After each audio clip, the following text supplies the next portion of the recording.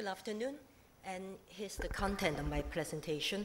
I'm from the SCIDIP project, so I'll give you a very quick some information about this. Now, it is a Framework 7 infrastructure project, and its main objectives are to provide technology and to foster the conditions for long-term scientific data preservation. You'll find some publicity material about our project in your conference pack. Now, next, I'll talk about the key challenges, just to set the scene for the technical system.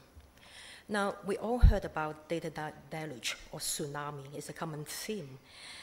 And it poses a lot of challenges for data management. A US survey in 2012 reveals that the biggest driver of data growth is real-time data captured by sensors. And the surveyed organizations expect 24% growth in the amount of data stored by 2014.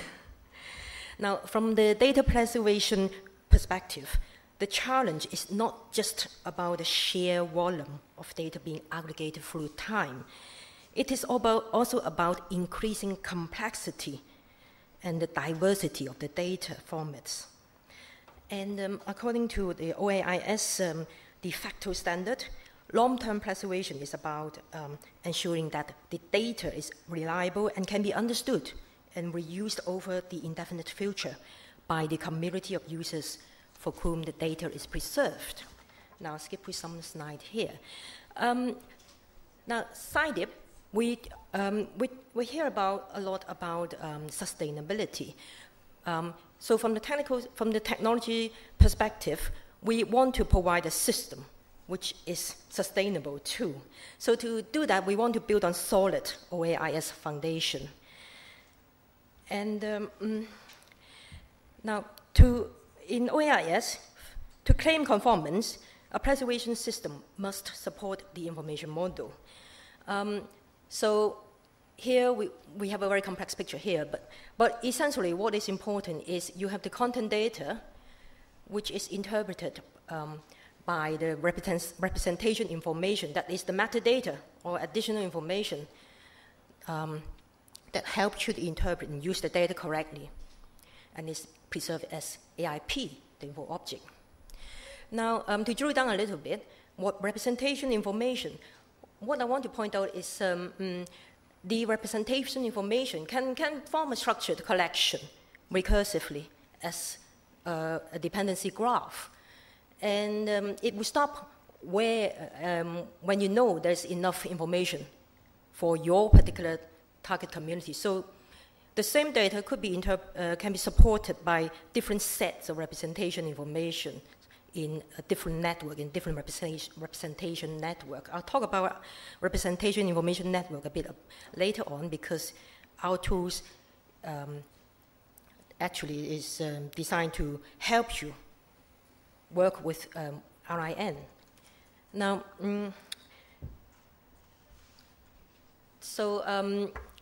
what is important here is to ensure that our system is sustainable.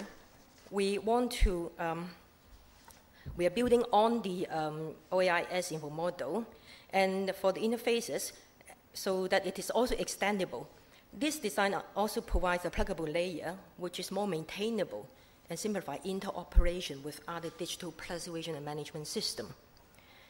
Now, to ensure OAIS conformance, we also defined the services and toolkits functionalities in line with the OAIS functional model. For example, we provide for preservation planning the preservation strategy toolkit. You can see on the lower left, PNM, we call a preservation network model, which is also a structured network graph. Now for ingest, we provide HAPPI to allow you to associate provenance evidence and other PDI-related records to add quality assurance and to ensure that the data is sustainable. Now, to be OAIS conformance, the services and toolkits need also support these key OAIS responsibilities. So here we have a selection of the SCIDIP tools and services mapping to those responsibilities. For example, the gap identification service, which is the top on the question mark, would help curator to define the target community's knowledge base and to identify the additional knowledge needed to understand the target data. And the packaging toolkit, which is the box, the cardboard box next to the hard disk. The packaging toolkit and storage surface, both of them, the hard disk, the storage surface, would help you to create and interact with AIPs. And down right at the bottom, the magnifier, it represents our finding aids or knowledge browser, and it helps you to navigate the network dependency graph. Sorry. So the end user or the access system could navigate the structure dependency graph one after another until the user decides, I have enough information, I don't need any more information, stop there. Now, next, I outlined how SCIDIP can be used to underpin a common earth science data preservation e-infrastructure.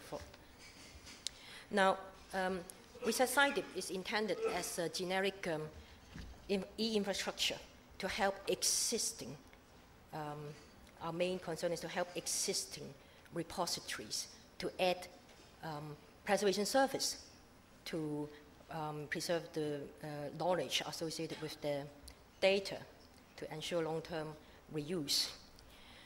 Now, so we provide 13 services and toolkit to help manage this additional knowledge, the metadata that you required. And building on that, we have the Earth Science Repository, each contributing their own knowledge store with the representation information, the metadata required, and the additional authenticity information. David is making faces at me. Sorry. To provide the additional information for you to use the data confidently. So rather than providing a monolithic service, monolithic archive, we are actually using this knowledge backbone consisting of the distributed knowledge store, working under a common governance model and common access system, and using SCIDIP to provide a set of common preservation service to allow the formation of an interoperable and integrated earth science archives, which is transparent to location. And from the data manager point of view, they can immediately add new services, value add to their, and by joining in a common environment, they collaboratively, the collaborative activities of, would help them to reduce the cost and also the efforts, because you can share preservation solution in preserving the data. Now for the data user, so either for the data users of today or the data user of the future, because you can define different types of representation information network consisting different set of knowledge for different types of user. You can support different users. For example, for people interested in the spread of disease, apart from wanting to examine the occurrences of disease spatially, they may also want to look at the condition, the environmental condition associated with those geospatial distribution. So the researcher may not be familiar with every data that they want to use in the analysis, but with the additional help, additional representation information, they'll be able to use the data correctly in their interpretation and able to extract information or knowledge that they are not able to just using one data set alone. So I have one last take-home message.